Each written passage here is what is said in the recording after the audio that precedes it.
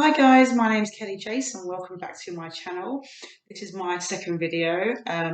My first video I touched on a bit about what myself and my family were going to do for our no spend year. Well, no spend year slash no spend kind of new way of life. Trying to save up for our goals and our future in Turkey, our house we're going to get in 2023. So I recommend watching that video first to get an overview about myself and my little family. Hi guys. So in this video, I wanted to really take it back to the fundamentals of how I started all this. And it all kind of boils down to an Excel spreadsheet. The fundamentals of how I manage what comes into my account and what goes out of my account and things that I pay for. So I'm going to give you a few tips on how to do a no spend year or a no spend lifestyle in order to maximize your life and maximize your savings, in order to focus on the bigger things in life, like having that financial freedom, aiming to buy a house, buy a new car, go on a cruise, whatever you're planning, whatever your goal is, as long as you know what your goal is and you set that, then this is all going to be worthwhile. I promise you that. And especially coming from someone like me who likes stuff and, frivolous spending, or used to, the way my outlook has changed so much. And yeah, so let's start with some of the tips and things, give you ideas on how to just start to look at how you're going to do your no spend year. So I mentioned in my last video that we're going to be saying bye bye to TV, which for me is one of the hardest things. Personally, the hardest things for me, because I'm at home all day, working from home, and that little Sky TV is a chance when I can have my shows in the background while I'm doing my projects and things like that. And I love my shows. My 90 Day Fiance, Married at First Sight, anything, all those kind of shows. I love to watch them. But we realised that we all as a family spend more time flicking through Sky than actually watching it. Apart from like Law and Order SVU that I watch religiously on repeats and that kind of thing, we actually just spend time flicking through the movie channels. David, my fiance, does watch the sports because he likes his football. I mentioned teams just in case we lose some of the fans along the way. But we are going to be cutting that off when the contract ends. I think it's around June this year. So I'm going to power watch all of our shows, Blacklist as well, Walking Dead, all the shows that we love to watch. We're going to power watch those during the COVID, which is convenient because where are we going? There's nowhere really to go, is there? So we're going to power watch our shows and then get the Sky. We'll get our kind of like our Sky recordings all down to zero so that we can cancel that, and then we're going to use the PlayStation in the front room as our kind of box watch TV, so that we can cancel out the TV license, Amazon Prime. Oh, I feel sad just even thinking about it. The Sky, and just have the internet and the Netflix that I pinched from my mum. So, and if we want to watch a football match or a sports event, we can just go to local bar once it opens and watch. Well, the boys can anyway. I can sit at home and watch my Netflix. So yeah, the Sky will be going, and probably in the future I'll be telling you guys how that's going. Really nervous about that still. So yeah, we'll see how that goes. We're also doing things where we only replace the things that we need to replace. So I like my makeup. So normally I'd have boxes and boxes of all the new colours, the new things I see, the advertising. This is where the consumerism comes into it, the advertising. So if I see something new and shiny, like this new model's wearing this, I'm like, oh, I want some of that. But no, I've only got one face, I've only got one lip, so I only have the makeup that I wear, and the palette that I got from David for Christmas. I've had for a while, so I'm just using it until the colours run out. So I'm not going to be buying the 15 shades or the 15 different brands of foundation that I used to pre-2020. I have my foundation, my powder. When that runs out, then I will purchase a new one.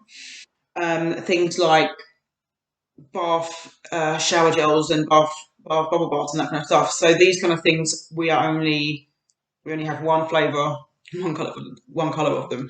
I used to have 10 or 20 different flavours and colours or smells depending on my mood, but it serves a purpose. I only need one until it runs out. We will have one bubble bath, one shower gel, and one shampoo conditioner. So, and it also brings down a lot of the junk that we've got in our bathroom. So, keeps it fresh, it keeps it minimalistic so that we can actually clean around it. I mean, when you have 4 kids in the house, you really need to think about having less stuff so that it's easier just to do a quick clean. Everything's fresh, everything's organised. So yeah, I mean, things like if the kids need stuff or school stuff, I know that's not really part of it. So if the kids need stuff, then we'll obviously provide for the children. But again, if it's something like they just want something for the sake of it. You've got a coat, if it's still functioning, then wear your coat till it runs out, and they'll get you a new coat. You know, those kind of things. My one of my things was my phone. I don't know if you can see the my cracked screen in the cracked phone. I used to get a brand new upgrade of the phone every single every single year or every single 2 years when my contract would run to the loop of it, run to the end of the loop. So I've got the iPhone 8, so it's cracked. So I think I'm going to have to find somewhere to get the cracked screen repaired. I mean, it's not imperative, but when it becomes non-functioning, then I'm going to have to commit to spending that. So I have not upgraded my phone, and my contract is I've brought my gigabytes down all the way down to like 1 gigabyte of data because I don't really go out of the house, so I'm on the house Wi-Fi. So I'm only paying about £13 a month for my phone, and it used to be about £62 a month for the handset and the actual airtime. But because I've been working from home since COVID, I don't really need my data to watch the videos on the train or go anywhere. So that's good. I know I can get it cheaper with like the Lebara mobiles and that kind of thing, but um, I haven't really researched that enough yet, and I haven't really looked into the whole that changing my number, going into a different provider. So again, that's something I can look at. I mean, there are deals of like for £5 a month and this and this, so it can get cheaper. But for now, I don't have that many outgoings, so I'm comfortable with that for now. When it gets to a point of if anything changes, then we can look at that. Um, things like simple things, like I said about the bar stuff, perfume. I have a few bottles of perfume, which I'm going to, and they're perfumes I got from holiday, so they were pretty cheap, like 15 quid in the Turkish bazaars and stuff like that. So I'm going to use those ones out until they run out, and then just only have one perfume. If I want to have a different brand or different flavour perfume, I will change it when my perfume runs out. So those are the kind of things I'm going to be doing, just really focusing on do you really need that item? Do you need it? Is it going to make your life that much different? And the only person who's smelling me is David, so it doesn't really matter anyway. So I'm not saying don't wash or anything. I'm just saying one perfume is enough. That's all you need. So another point that we were talking about, David and I were talking about, was birthdays. Now, obviously, the thing is, having the 4 kids in the house, birthdays is always going to be every 5 minutes is a new birthday. So, and my birthday's next, in March 23rd. So I said to David, you know what? I don't need anything. There's nothing. I've got clothes. I've got my health. I'm happy. We've got each other. So the only thing, because I'm on this 1,000 calorie a day diet, and I've already lost 3.5 kilos since January. So I'm on the right track. Hopefully, I can fit into my wedding dress. So since I've been doing this kind of diet since January, the diet includes no smoking, no drinking, nothing. I wanted to get some sushi from Waitrose, the one near Southend, and they've got a sushi daily counter, and it's quite delicious. So I said that's my birthday gift. All I want is about £40 worth of sushi that we can just sit on the floor and just picnic in front of the TV, in front of the sky before it all runs out. So that's all I wanted. With the kids, we got each child a PlayStation 4. when we moved into this place that everyone had their own PlayStation. So for every birthday, the children have had their own PlayStation 4 console with a controller and a game. So for like birthdays, they can get a new game or a DVD and some treats and stuff, and just keep it. And as we explained to them, keep it simple because every penny we save goes to the all-inclusive holidays that we have when the country reopens. So the kids are really excited for all the adventures we're going to take them on, and some of the adventures that we've already been on as a family. So we are really focusing on maximising our lives by putting every penny we can into our savings. I mean, the money for the ISA, our lifetime ISA, comes out of our salaries monthly automatically. So that just goes straight into the ISA. And that accumulates and accumulates. So we are coming up to our first year in June. So I think June. Well, for me, it would be June or July. So Dave was 1 month ahead of me. So yeah. So for me, I think it'll be June is when I would have had 12 months worth of paying into my lifetime ISA. So that will bring me up to almost £4,000 for that year. To get my 25%, which will make it up to £5,000 a year. So that comes out of our salaries before we even start paying bills and do that kind of thing. So we, I mean, when you have this no spend lifestyle, obviously your things like your utilities and your bills, you can't really cut out. You know, you got to pay your bills. So things like rent, mortgage, utilities, and food. And obviously we've got a small drawer. So the dog food and the dog items are needed. So they already come out. Another important factor is to make sure that your household and your family know what you're doing. You don't want to come across like they're being cheap or they're being stingy. We made sure that everybody in the house knows what we're doing, what our plans are, so that we can say, these are our goals. We need to get a 4-bedroom house. Well, we're in a 4-bedroom house, but a 4/5-bedroom house. In 2023, we need to buy our holiday/retirement home in Turkey. Between now and the next 15 years, or between 2023 and the next 15 years, we need to, get our extra savings in order for the house, in order to do refurbishments and pay solicitor fees and that kind of thing. So we've told the children that this is what our plans are, and they're happy, they're excited. I've told my family, so like when they say things like, "Oh, it's my birthday, what are you getting me?" I'm like, "I'm gonna make you a cake. I'm gonna pick you some wildflowers or something like that. Just get creative." I went through a phase of collecting birthday cards and greeting cards in a cupboard, so I'd always have one handy when someone goes, "It's my birthday." I'm like, "All right, so I'll stick for the cupboard." So I've got a small collection of birthdaying and greeting cards for people to have on these occasions. So I don't really have to go out and buy them because I loved, and I still do to a certain degree, making this big palaver over birthdays and celebrations, making things beautiful, wrapping them up nicely, making things themed and matchy, and I'm very much about having a theme. But I feel like I'm at a point now where it's just paper. People are going to wrap it open, throw it away. So I'm the only person who gets the joy out of that. So just make things a bit more, natural and more frugal, really. Um, so another thing that I have got into the habit of is if I need something, I will firstly look on websites like Freecycle or Freewheelie. So Freecycle is a online forum, and you can actually log in and make an account, and you can search by your borough or by your village or town. So I choose the little towns that are connecting to where I live, and you can get people just put things on there for free. Everything's free. There should be no cash exchange of hands. It's just basically, "I've got this. Do you want it? Yes, please. I'll come pick it up with the car."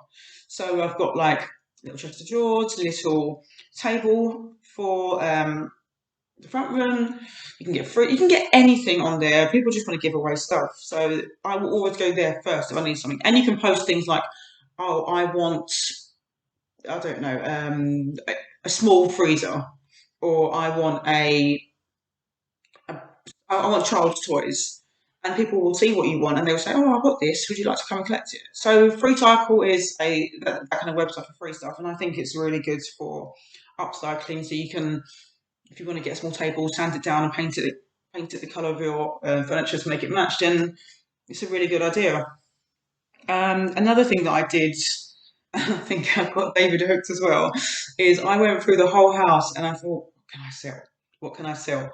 Um, so I bought David this whole virtual reality headset for his PlayStation 4 before I got him PlayStation 5.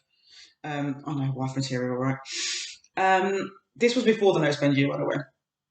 So I got this VR set with all the mod cons, the move controllers, everything, and I think this was probably for Christmas 2019, I believe, and we used it all together probably a few times and just setting up the wires, this and this and this. It was just so much reliable, and I spent about £300 on the whole VR kit, and then probably an extra £80 on the motion controllers. And I thought, you know what, it's just sitting in the cupboard, just gathering dust. So I said to David, "Can I sell this?" He goes, "All right." So I put it on the Facebook Marketplace, and yeah, I sold that. And I started selling a whole bunch of things just to minimalise the stuff that we're collecting, because there's stuff in corners. There's just games and bits and pieces that we weren't using. So I thought, sell that, get that extra money, split it 50-50, and then we can put that into our own savings accounts. And that's just anything that is just sitting around. If it's not doing anything for you, then what are you doing with it? It's just, again, more stuff that you've got to clean around or move. And it's just, I found myself moving that box of stuff and then cleaning around it. It just kept moving around my house. I'm just like, why is this box, walking around my house when I'm trying to clean? Another thing was coats. I noticed that, and I don't know whether this is to do with the no spend year or just to do with kind of like cleansing, just kind of cleansing your house and cleansing your soul a little bit to make you. I think when you feel less cluttered, you can your mind is less cluttered. So I went through this phase of just trying to clean out all the shoes and the coats. So I went to the kids, "Do you wear this more than once?" And it's like, "No." I'm like, "Well, then why do we keep it? It's just sell it, throw it, just cleanse everything." So yeah, I mean, that's a kind of that's a few tips to get yourself started. The main thing I really want to focus on is, my favorite thing that I love to do is my Excel spreadsheet. So I am going to switch to the computer and show you how to start up your own budgeting spreadsheet. So welcome to Excel. This is clearly a blank spreadsheet. So I'm going to make this really basic just because I'm not an Excel spreadsheet guru, and it doesn't need to be anything complicated really. So if we start from B1 and we put in the next month's date in there, so because February is nearly over, March 2021, that's where we are now. And if you just press on the corner of the cell and drag it along, let's do March to March, you can see it calculating it for you. That's it, that's easy, no wasting my time. In A1, you're going to put here your incoming versus your outgoings. So incoming, I'm going to colour this in green just because green is good and money coming in is good. So wages is an incoming, and let's put £2,000 wages. You're going to want to put your wages after tax, obviously, because once the taxman takes all this stuff, whatever you're left with at the end of the month, you can put that in. Underneath wages, if you have any other incoming, so like child benefits, universal credits, any sort of side hustle, you will type that here. So any extra incomings can go there. Outgoings. Now these are going to be things that you pay. I'm going to colour this in red because money leaving my bank is not a happy time for me. So outgoings are going to be things like food per month. So I'm going to do minus 200.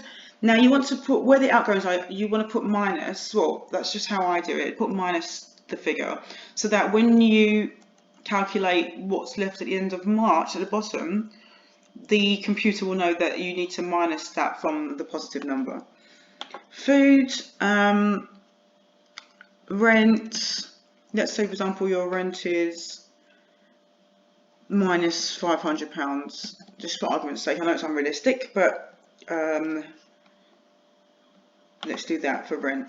And then you'll have council tax, and you'll have gas, lecky bills, electricity bills, and any other outgoings you want to have down here. So let's say council tax is £100, again just for argument's sake.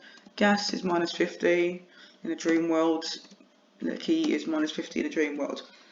So here you can have the total, or you can write what's left, and then if you highlight this whole column up to the top number and go to the sum of symbol, this little E symbol, that will calculate for you after your outgoings has come out of your wages. This is what you've got left. So here, I always put this in a lighter green because it's still good. You've got money left over. This is what you've got left. Now underneath that, you can put your, let's say you're going to put money into your ISA for your house. And you want to put money into a normal savings account for anything else. So you want to put here, so the ISA for the house will be the maximum 333.33, and then you want to put £100 a month into savings. Then after that, you can have what's left at the end of the month from that figure. Again, go back to this sum of, and you've got your final cost of what you've got left over for the month. Now I know obviously there's going to be more things coming out, so you're going to have things like petrol for the car. So that's what I'm saying, we list everything down in the outgoings here. So anything else you have, you can insert. If you go to the left click, you can insert, the right click, sorry, more of these spaces, and then you can add things like petrol or this and this and this, and get a full description of what's going out of your bank, and you can find out at the end of every month, you know, how much you have left and what you have to play with. If you do this, you will notice all the things that you spend on, every single thing that you spend, that needs to be it. You can't spend anything else. So you can't say, okay, they've written down food, rent, council tax, gas, lecky, petrol, but I've gone to the shop and bought 2 magazines. No, if you write this down on a spreadsheet, we have to follow the spreadsheet. So, for example, make this a bit easier for yourself. You know that your wages are going to be £2,000 every month. You can just drag that along there to March. That's the same. You are not going to spend more than the same amount on food every month because you've written it out. I will do a video on how I spend £200 a month on food and packed lunches for the 6 of us, a little closer to March of this, yeah, next month March, so I've just done a big shop. You know your rent's going to be the same. Drag that out. Council tax is going to be the same, you know that. Gas and lecky, it depends if you're on what kind of plan you're on. So if you need to change that each month, change it each month, adapt it. Use the spreadsheet to actually every month go through what your exact spend is and input it. And your petrol is going to be, I don't know, £60 a month. No one should be going anywhere, but let's just put £60, just in case you're a key worker. There you go. So even for that, you know that with that, the same, what's left is going to be the same for every single month, unless you say, for example, let's put in here birthdays. So maybe you've got somebody born in May, you can do minus £50 for a nice meal for them. You know, you've got somebody in your family who's born in September, minus £50. Now, that's automatically going to, if you see there, that's automatically changed that left over money. And it will adapt. So the more things you put in here, the more negative sums you put in these rows, these are going to change to adapt that. Now, if your ISA comes out automatically every month, that's the same, which will, in the end, leave that the same. Well, this is going to be different because you've got £100 in your savings account. So if you want to put £100 in your savings account every month,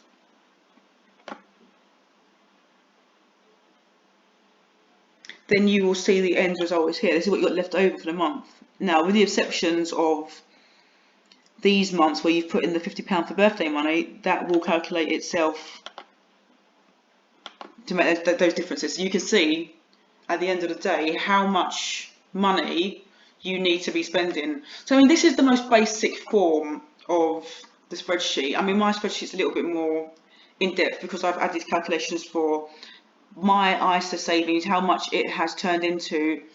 I've got a column for that, for how much my ISA savings has turned into and how much it is with the 25% government bonus, how much my savings is, my wedding savings. It's all very in depth, and you can keep adding to it and adding to it as much as you want. But this is the basic spreadsheet. So I hope you found this helpful. And yeah, leave me any comments or questions about this. If you don't understand, I can make it clearer. If you have any other questions, please leave a comment below and I will try my best to answer that for you.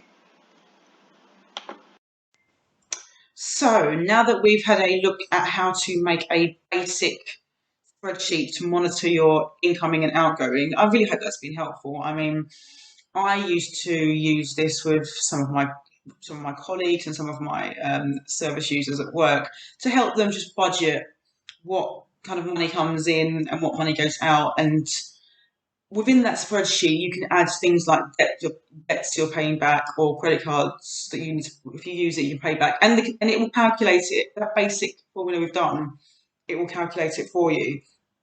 So on that, please let me know how your spreadsheet goes. If you have any issues, just drop a little comment.